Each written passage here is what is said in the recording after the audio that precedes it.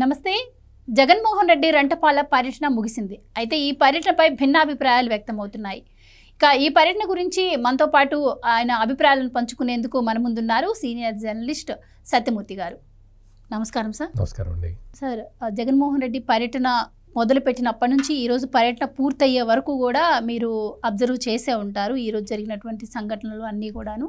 So మీ అభిప్రాయం ఏంటి sir దీని మీద? అంటే జగన్మోహన్ రెడ్డి మొదటి నుంచి అంటే ముఖ్యమంత్రిగా పనిచేసి ఓడిపోయిన తర్వాత నుంచి నేరస్తుల్ని కలవడం అనేది ఒక ప్రధానమైన ఎజెండాగా పెట్టుకొని ఉన్నాడు. ఆయన టూర్లో ఏ టూర్కి వెళ్ళినా కానీ ఆయన రెండు ఎజెండాలు పెట్టుకుంటాడు. ఒకటి నేరస్తుల్ని పరామర్శించటం, వాళ్ళ సైడున ఉండటం. రెండవది పోలీసుల్ని బూతులు తిట్టడం. ఈ రెండు ఆయన ప్రధానమైన ఎజెండాలు. ఈ రెండు ఎజెండాలతోటే ఆయన ఎక్కడికి వెళ్ళినా కానీ ఈ ఎజెండా ఉంటేనే వెళ్తాడు, లేకపోతే వెళ్ళడు. లేకపోతే టూర్ ఖర్చులు దండగానే అనుకుంటాడు ఆయన. పోలీసుల్ని ఎందుకు తిడుతున్నాడు, ఈ రౌడీ ఎలిమెంట్స్ని ఎందుకు ఎంకరేజ్ చేస్తున్నాడు అనేది it is very very very clear. సమాజంలో అశాంతి రేకెత్తించాలి అంటే మరి మీతో నాతో తిరిగితే అవుతుందా? కాదు కదా. సమాజంలో అశాంతి రేకెత్తించాలి అంటే రౌడీ ఎలిమెంట్స్ అందరినీ ఒక చోటకి చేర్చి తను మాజీ ముఖ్యమంత్రి కాబట్టి పోలీసుల్ని తిడుతూ ఉంటే పోలీసులు ఎవరి మీద రియాక్ట్ అవుతారు? జగన్మోహన్ రెడ్డి మీద ఇమ్మీడియట్గా రియాక్ట్ కాలేరు కదా. కింద ఉన్న కార్యకర్తను కొడతారు, వైసీపీ కార్యకర్తను కొడతారు. ఆ కార్యకర్త దెబ్బలు తినడం జగన్మోహన్ రెడ్డికి కావాలి. కార్యకర్తలు దెబ్బలు తినాలి, కార్యకర్తలు జైలుకి వెళ్ళాలి. కార్యకర్తలు నాయకుల్ని పోలీసులు చితకబాదితే, అంటే తను తిట్టిన ఫ్రస్ట్రేషన్ మీద పోలీసులు అక్కడ రియాక్షన్ చూపిస్తే జగన్మోహన్ రెడ్డి అనుకున్న సర్కిల్ పూర్తవుతుంది. దానివల్ల ఏమవుతుంది? కార్యకర్తలు స్టెబిలైజ్ అవుతారు అని జగన్మోహన్ రెడ్డి అనుకుంటున్నాడు. తన పార్టీలోనే ఉంటారు కార్యకర్తలు, స్టెబిలైజ్ అయిపోతారు, తనకి పైసా ఖర్చు లేకుండా ఈ రౌడీ ఎలిమెంట్స్ అన్నీ కూడా నాకు పనిచేస్తాయి అని జగన్మోహన్ రెడ్డి ప్లాన్ చేసుకుంటూ ఉన్నాడు. అందుకని ఈ రౌడీ ఎలిమెంట్స్ని కూడగట్టడానికి శతవిధాల ప్రయత్నం చేస్తూ ఉన్నాడు. ఈ ప్రయత్నంలో భాగంగా ఏం చేస్తున్నాడంటే టార్గెట్ పెట్టుకుంటున్నాడు. ఇప్పుడు కొమ్మినేని శ్రీనివాసరావుని రాష్ట్ర పోలీసులు అరెస్ట్ చేశారు. అమరావతి మహిళల్ని వేశ్యల రాజధాని అని చెప్పిన డిబేట్లో ఎండార్స్ చేసినందుకు కొమ్మినేని శ్రీనివాసరావుని పోలీసులు అరెస్ట్ చేశారు. కొమ్మినేని శ్రీనివాసరావు కమ్మ క్యాస్ట్కి సంబంధించిన వ్యక్తి. సో కమ్మ క్యాస్ట్కి సంబంధించిన వ్యక్తిని చంద్రబాబు నాయుడు అరెస్ట్ చేయించాడు. దానికి వెంటనే కౌంటర్ ఒకటి వేయాలి. అందుకని ఇప్పుడు ఆ రెంటపాడో రోళ్లపాడో ఏదో ఉంది కదా, ఆ విలేజ్లో ఈ నాగమల్లేశ్వరరావు అనే అతను కమ్మ క్యాస్ట్. అతను చనిపోయి ఎప్పుడో సంవత్సరం అయిపోయింది. అతని విగ్రహాన్ని ఆవిష్కరించడం ద్వారా అంటే చంద్రబాబు నాయుడు కమ్మోళ్ళని వ్యతిరేకిస్తున్నాడు, కమ్మోళ్ళని అరెస్ట్ చేస్తున్నాడు, నేను కమ్మోళ్ళ వైపు ఉంటాను అని సమాజానికి, అంటే సమాజంలో ఉన్న వర్గాలని, కులాలని, మతాలని, వర్గాలని కన్ఫ్యూజన్లోకి నెట్టి రాజకీయం చేయటం అనేది జగన్మోహన్ రెడ్డి ఉద్దేశం. అందుకని ఇప్పుడు ఈ నాగమల్లేశ్వరరావు ఆడ విగ్రహం పెట్టుకునే అంత స్టేచర్ ఉంది ఆడికి. ఆడేదో ఆ ఊళ్ళో ఉప సర్పంచ్ అనేది ఒక పెద్ద పదవే అనుకుందాం. కానీ వాడి మీద ఎన్ని కేసులు ఉన్నాయి, ఎన్ని క్రిమినల్ కేసులు ఉన్నాయి, ఎంతమందిని వేధించాడు. ఆ ఊళ్ళో ఇతని బారిన పడని వాడు లేడు. మొత్తం అందరినీ పట్టుకోవటం, పోలీస్ స్టేషన్ తీసుకెళ్ళటం, భూ కబ్జాలు చేయటం, ఇవి చేయటం. This fellow is a rowdy element. కమ్మకులానికి చెందిన వాడైనా రౌడీ ఎలిమెంట్. ఆ రౌడీ ఎలిమెంట్ని పోలీసులు ఎలక్షన్లకి ముందు తీసుకొచ్చి వార్నింగ్ ఇచ్చారు. కౌంటింగ్ రోజున కూడా వార్నింగ్ కూర్చోబెట్టి, అయ్యా నువ్వు ఇటు చేయకూడదు అని చెప్పి ఒక 33 మందిని తీసుకొచ్చి పోలీస్ స్టేషన్లో కూర్చోబెట్టారు. 3, 4, 5 తారీఖుల్లో. 2024లో జూన్. అంటే అప్పుడు రిజల్ట్స్ వచ్చే టైం కాబట్టి ఈ నాగమల్లేశ్వరరావు అనేవాడు గొడవ చేస్తాడని, గొడవలు చేయిస్తాడు, దాడులు చేస్తాడనే ఉద్దేశంతో పోలీసులు తీసుకొచ్చి పోలీస్ స్టేషన్లో కూర్చోబెట్టారు. ఇతనితో పాటు 33 మందిని కూర్చోబెట్టారు. 32 మంది ఇతనితో కలిపి 33 మంది. ఏంటి, what is your problem? Jaganmohan రెడ్డికి ఏంటి ప్రాబ్లం అంటున్నాను నేను.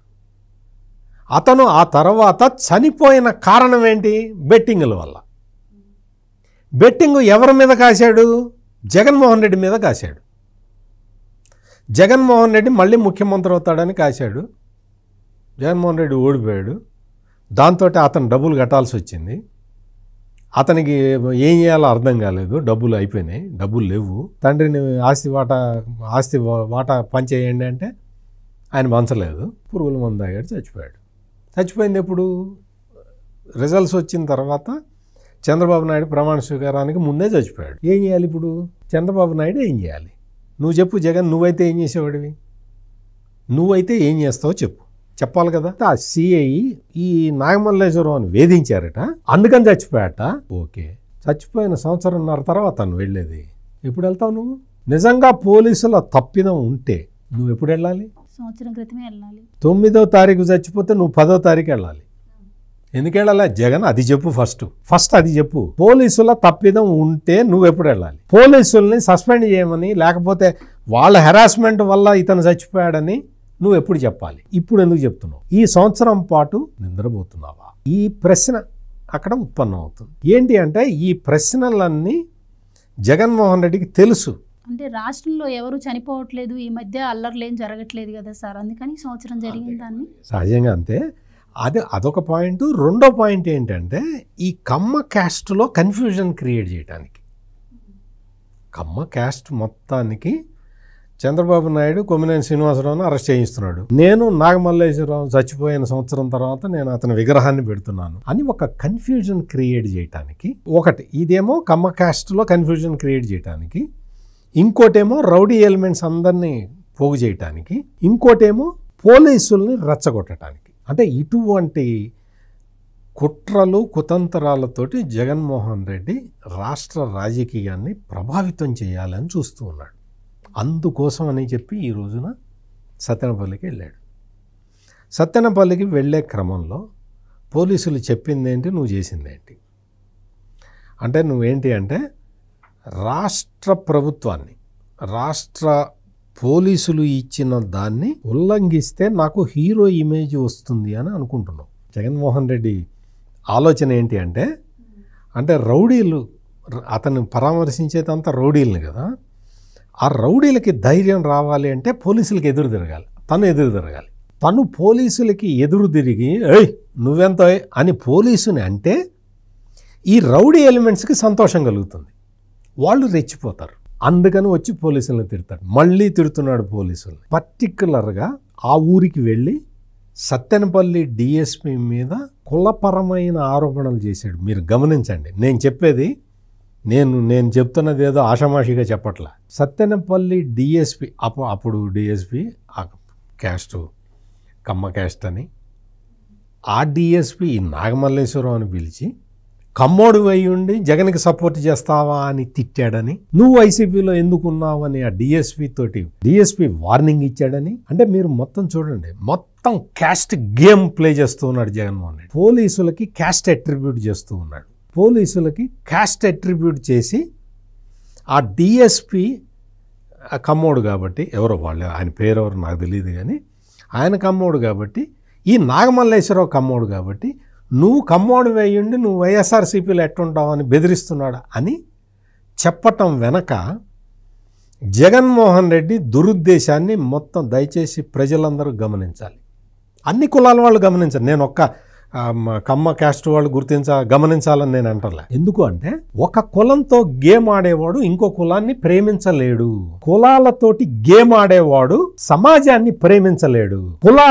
కులాల మధ్య తగాదా పెట్టాలని చూసేవాడు సమాజానికి విద్రోహ శక్తి, అందులో డౌటే లేదు. అందుకని నేను ఈ కులం గురించి నేను ఇంతసేపు చెప్తూ ఉన్నాను. జగన్మోహన్ రెడ్డి ఆడుతున్న గేమ్ ప్లాన్ ఇది. పోలీసులు అసలు ఇప్పటి వరకు జగన్మోహన్ రెడ్డి ఎన్నిసార్లు బయటకు వచ్చాడు, ఎన్నిసార్లు పోలీసులని బట్టలెప్పదీసి కొడతానన్నాడు, కులాల మధ్య తగాదా ఎలా పెట్టాడు అనే దాని మీద చాలా పెద్ద రిపోర్ట్ ఉంది, చాలా పెద్ద రిపోర్ట్ ఉన్నది. ఇది పైదాకా కూడా వెళ్ళింది. జగన్మోహన్ రెడ్డి అనుకుంటున్నాడు ఈ రౌడీ ఎలిమెంట్స్లో కాన్ఫిడెన్స్ నింపితే చాలు నా పని అయిపోతుంది అనుకుంటున్నాడు.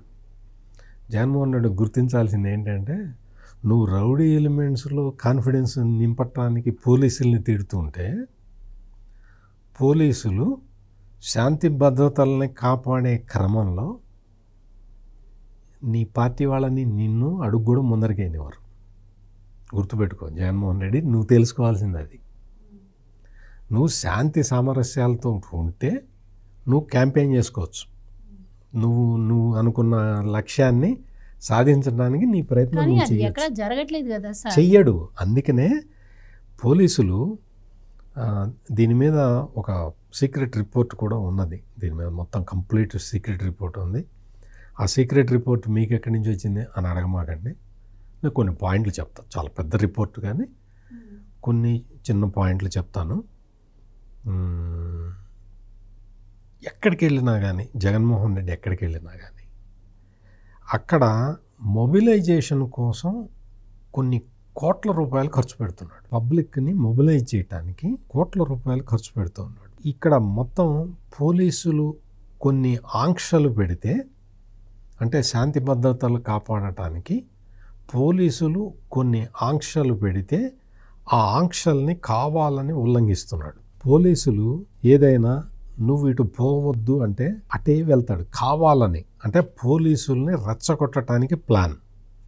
ఆ తర్వాత multiple instances of disorderly conduct by party activists were reported, including provocation of rival groups, hurling objects, assaults on police and security personnel and damage to public and media property.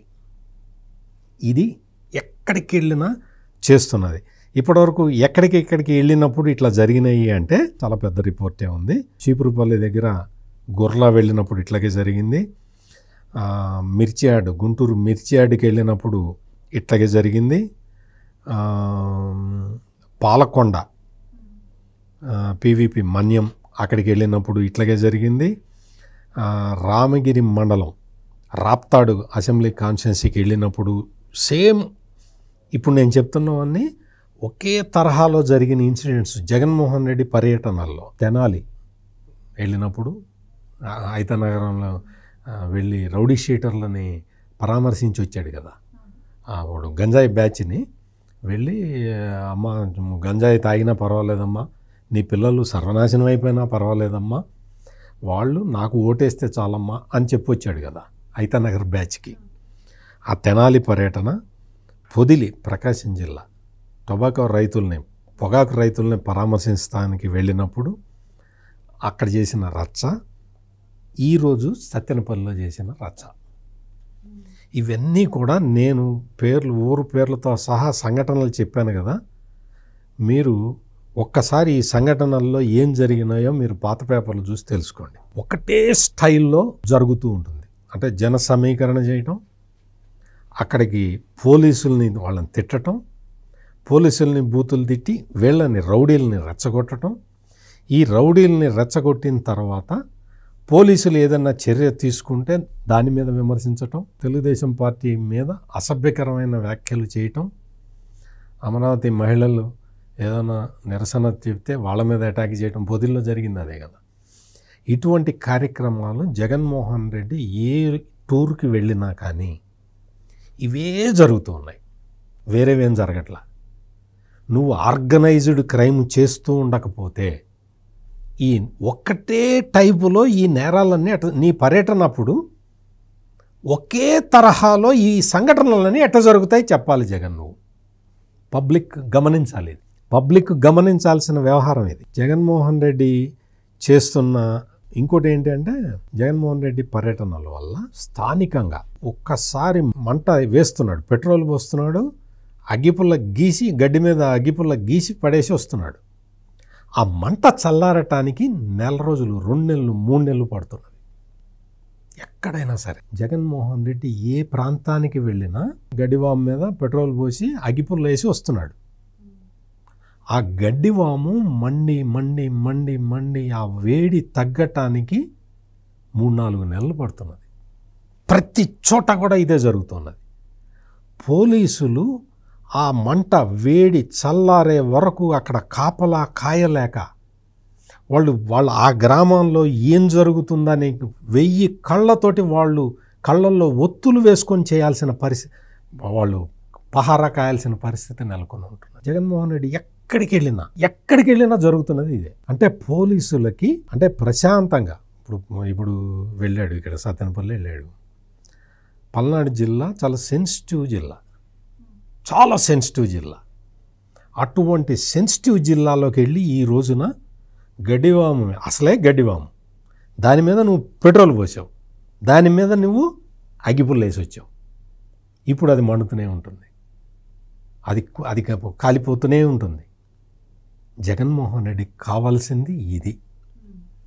పోలీసులు మళ్ళీ ఆ వేడి చల్లారిందాక అక్కడ కాపలా కాసి కాసి కాసి అలిసిపోవాలి. జగన్మోహన్ రెడ్డి కోరిక అది. కానీ జగన్మోహన్ రెడ్డి ఆశలు ఎక్కడ నెరవేరే పరిస్థితి కనపట్టల్లా. పోలీసులకి అర్థమైపోయింది గేమ్.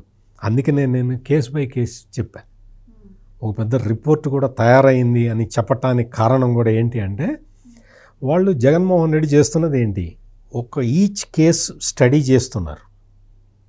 మోడస్ ఆపరండి ఒకటే, చేసేది జగన్మోహన్ రెడ్డే కదా. ఆ మోడస్ ఆపరండి ఒకటే అయినప్పుడు ఈసారి నుంచి పోలీసుల ట్రీట్మెంటు ఎట్లా ఉండాలో అట్లా ఉంటుంది. ఇంకోటి ఏంటి అంటే, ప్రతిసారి మీరు గమనించాల్సింది ఏంటంటే, ఇందులో ఇంపార్టెంట్ పాయింట్, ప్రతిసారి జగన్మోహన్ రెడ్డి నాకు థ్రెట్ ఉంది, పోలీసులు నాకు భద్రత కల్పించట్లేదు అని చెప్తాడు. ఎక్కడికి వెళ్ళినా ఇదే చెప్తాడు. చూడండి, ఎక్కడికి వెళ్ళినా నాకు భద్రత కల్పించట్లేదు, పోలీసు వ్యవస్థ ఫెయిల్ అయింది అంటాడు. పోలీసు వ్యవస్థ ఫెయిల్ అయితే నీకు భద్రత ఎవడు కల్పిస్తాడు? జగన్. పోలీసు వ్యవస్థ పటిష్టంగా ఉంటే నీకు భద్రత కల్పిస్తారు. పోలీసులు భద్రత కల్పిస్తే, బ్యారికేడ్లు పెడితే, ఈ రోజున అంబటి రాంబాబు ఏం చేశాడో నేను మీకు ఒక వీడియో పంపిస్తాను. ఆ వీడియో కూడా వేసి పబ్లిక్కి చూపించండి. ఒక మంత్రిగా పనిచేశాడు అతను, బ్యారికేడ్లని ఎత్తి అవతల పడేస్తున్నాడు. ఆ అంబటి రాంబాబు పక్కనే ఒక నేరస్తుడు ఉన్నాడు, క్రిమినల్ ఉన్నాడు. చూడండి, కావాలంటే వీడియోలో చూడండి. సోషల్ మీడియాలో పచ్చి బూతులు తిట్టే ఒకడు అంబటి రాంబాబు పక్కనే ఉంటాడు. ఇవన్నీ పోలీసులు గమనించట్లేదు అనుకుంటున్నాడు అంబటి రాంబాబు, జగన్మోహన్ రెడ్డి. అన్నీ గమనిస్తూనే ఉన్నారు. బ్యారికేడ్లు పోలీసులు ఎందుకు పెడతారు? ట్రాఫిక్ని రిస్ట్రిక్ట్ చేయటానికి. రిస్ట్రిక్ట్ చేసి ఆ రిస్ట్రిక్షన్స్ని నువ్వు ఉల్లంఘించావు అంబటి రాంబాబు.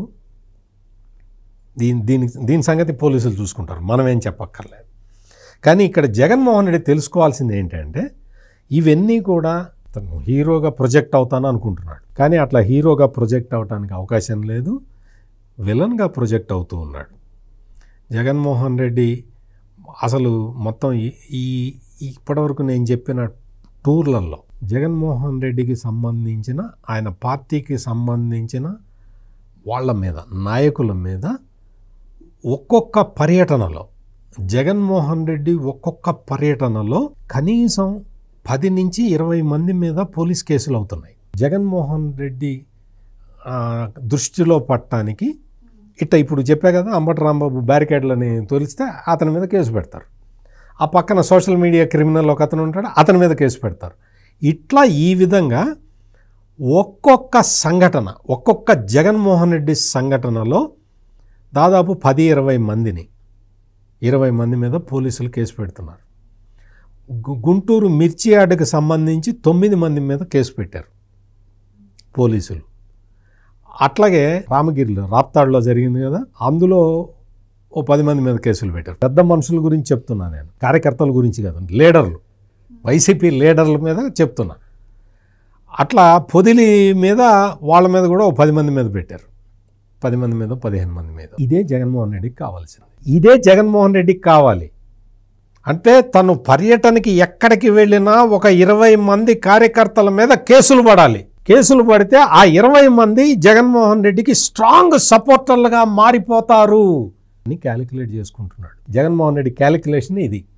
అంటే సమాజంలో మొత్తం అంటే పోలీస్ కేసులు పెట్టించి ఆ కేసు పడ్డ వాళ్ళందరూ నా గ్రిప్పులో ఉంటారు అనుకుంటున్నాడు. యూత్ వైసీపీలో ఉన్న యువకులు కూడా ఒకసారి ఆలోచించుకోవాలి. క్రిమినల్ కేసులు పడుతున్నాయి వాళ్ళ మీద. ఇదే విధంగా పోతే వీళ్ళకి ఏమన్నా పోనీ జగన్మోహన్ రెడ్డి ఏమన్నా ఉద్యోగం ఇస్తాడా? ఆయన ప్యాలెస్లో గడ్డి కట్ చేసే ఉద్యోగం ఇస్తాడా వీళ్ళకి? ఖచ్చితంగా ఇవ్వడు. నేను చెప్తున్నా, ఆయన ప్యాలెస్లో చాలా ప్యాలెస్లు ఉన్నాయి కదా, ఆ ప్యాలెస్లో గడ్డి కట్ చేసే ఉద్యోగం కూడా ఇవ్వడు వీళ్ళకి. దీనికి చాలా ఇవి ఉన్నాయి, ఉదాహరణలు ఉన్నాయి. అందుకని యూత్ అంటే వైఎస్ఆర్ కాంగ్రెస్ పార్టీలో ఉన్న అంటే మత ప్రాతిపదికన, కుల ప్రాతిపదికన ఇంకా జగన్మోహన్ రెడ్డితో సెయిల్ అవుతూ ఉన్న యువకులకి నేను అర్థం కావటానికి నేను ఇంత విడమరిచి చెప్తున్నా. వాళ్ళ తల్లిదండ్రులు కూడా జాగ్రత్త వహించాలి. వాళ్ళ పిల్లలు ఇటువంటి అసాంఘిక కార్యకలాపాల్లో పాల్పంచుకోకుండా చూడాల్సిన బాధ్యత ఆ తల్లిదండ్రుల మీద కూడా ఉంటుంది.